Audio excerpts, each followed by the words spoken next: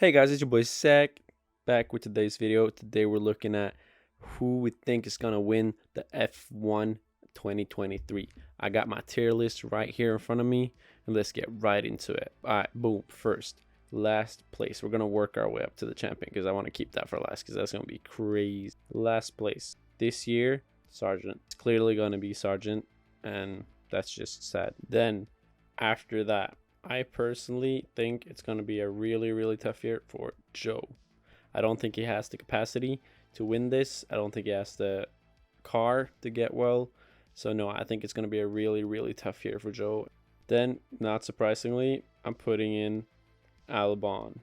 Again, it's just that I know he doesn't have the car.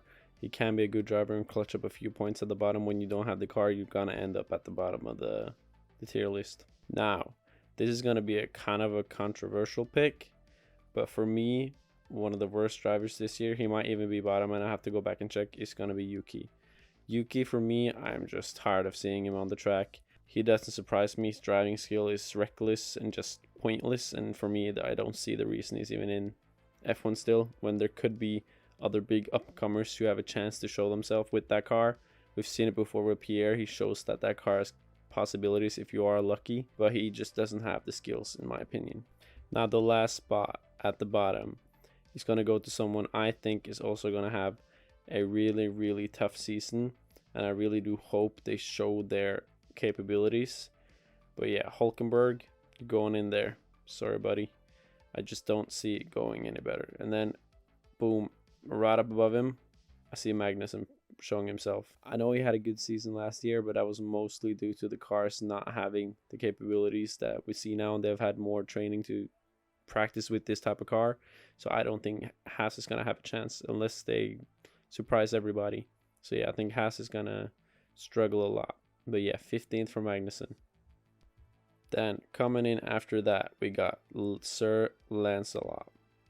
Now I might go back and change these at the end, but I really do think that he just keeps ending up at the bottom of this list every single year, and I don't think he has what it needs to get higher on this list, sadly. Which I know someone are going to be very furious the fact that someone else isn't in, and I'm going right over next to him. We got De Vries. He's stepping in right over this. I might have to change this, but I think he has the clutch factor. I'm going to give him the benefit of the doubt until I see him in action in a race, because so far what I saw for him in the Williams, I'm not gonna be about to judge the person who's actually proven that he has some talent. Now we're moving up to the difficult parts.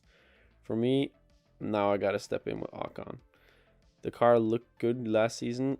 Ocon didn't necessarily impress that much, so I think the car could be good. I just don't think Ocon is gonna show any of us anything better than what he's shown so far. Now, lastly, in the 11th place, I'm putting in Bottas. He's a good driver. He has the capabilities, but the car is what's going to limit him the most. He can sneak in a few good races.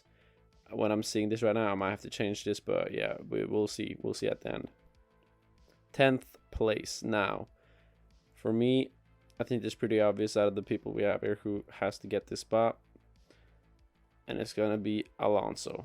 The car, the amount of money they're putting in these cars these days, they could really show up, but for me, I don't see it getting better for Aston Martin short term. But Alonso definitely has the factor, if he gets the car, to still get a lot of good points in the season. Right over him again in 9th place, we're getting Pierre Gasly. Yeah, he's a good driver. He's finally changed teams. I think this is going to be his time to shine and get higher and higher up, and I really hope that he turns his career around and gets a really good shot. Now we're moving into the big four. Who am I gonna put on here? That's the difficult part. I think Piastri is the one that's gonna disappoint out of these people, and it's not called disappointment because it's his first season. I just don't think in the McLaren he can go higher than this. That is his ceiling. The McLaren was terrible last season. He might not even get this high if he's lucky.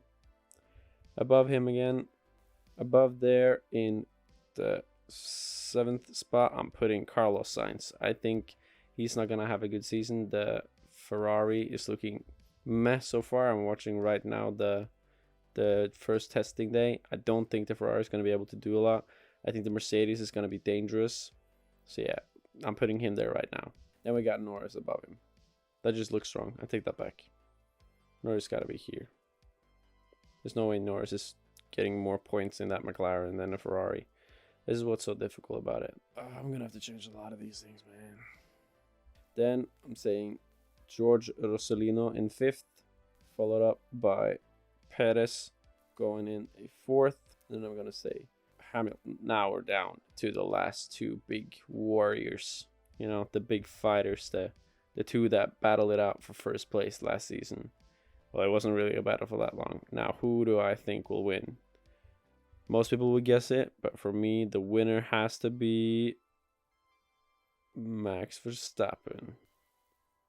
So yeah, for me, there's no obvious discussion who it's going to be, and then we stick Leclerc on second. Now, do I need to change a few things here? I am not sure about this. This is difficult. I think consistency-wise, Russell has a good reason to be in the spot he's in right now. But I just feel like Carlos is going to prove that he's going to get higher than him. But we'll just have to wait and see. I feel like I have to change Ocon because I don't think the Alfa Romeo can beat that car that often. And then I also think Pierre, with his knowledge, is not going to get lower than that. Now, do I want to change anything else at this point? I don't think so. One last look. Yes, I'm sticking with this. This is my final prediction before the season starts next week. Let me know what you think in the comments, who you think will win. That's going to be me for today, guys. Thanks for watching. Leave a like and comment what you think is going to happen. And peace.